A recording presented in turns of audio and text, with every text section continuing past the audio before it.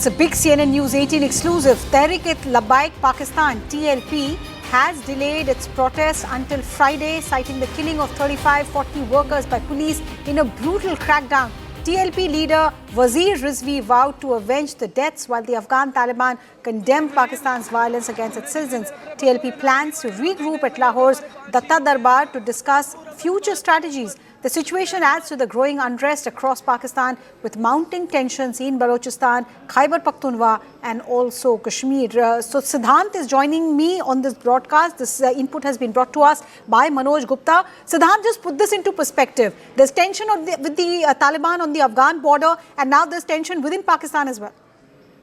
Well, that's right. Look, Pakistan is imploding. Shehbaz Sharif, Asim Munir may project standing next to President Trump that they are doing some fabulous work, etc., etc. But the fact is that Pakistan is imploding. Last week we had protests in Pak-occupied Kashmir, then skirmishes on Afghan-Pakistan border.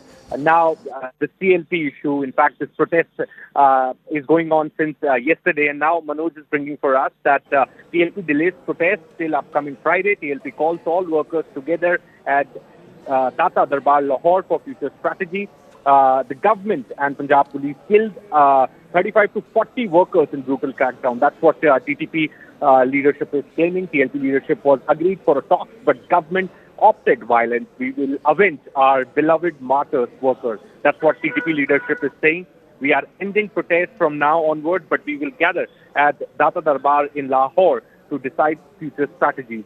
Now, Pakistan security forces fired bullets on PTI in Islamabad, on Balochistan, on Pakhtuns in Khyber Pakhtunkhwa, in Kashmir, on Kashmiris, and now on TLP workers in Murud-e Punjab.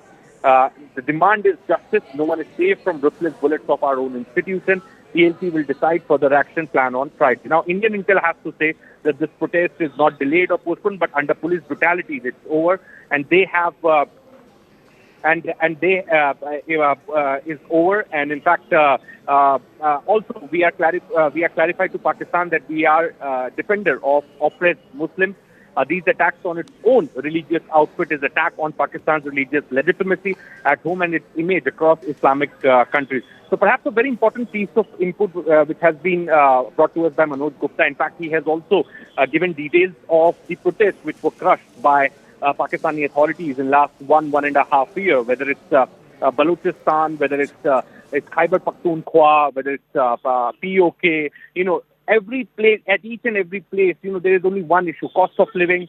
The people are not getting basic essential commodities, etc., etc. And when they come out on streets, and the government, the authorities, Pakistani army do a crackdown, and the people are openly being killed. The bullet shots are being fired on the civilians. So this is something which the United States and the Western world should take note of before inviting Shehbaz Sharif and Asim Munir for summits and for talks.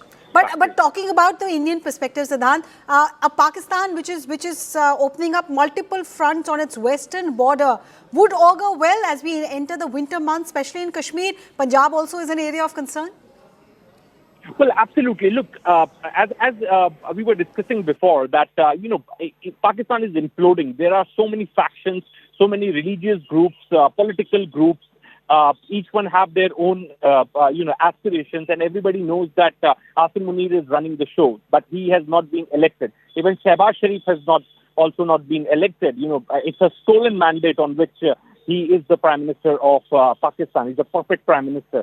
So the reality of Pakistan is very different. They may try to project Pakistan as a growing economy. They may try to say that we are exporting critical minerals. We have Chinese investments. Americans are coming to mind, etc., etc. That's just a perception. That's just a projection which they are doing. The reality is far away from the go by Manoj Gupta's reports in last 1 year. Protest after protest, crackdown after crackdown. The internet services were shut down. Police is opening fire on the streets, on civilians. So, this is the state of Pakistan. So, there is something which Western world should take note of. This is something which America should take note of, before inviting them or engaging with them in a bilateral format. This is something which they should be taking note of. Siddhant, thank you so much. Siddhant and Manoj Gupta there breaking it down for us, the kind of turmoil that Pakistan is seeing both inside and on the border with Afghanistan.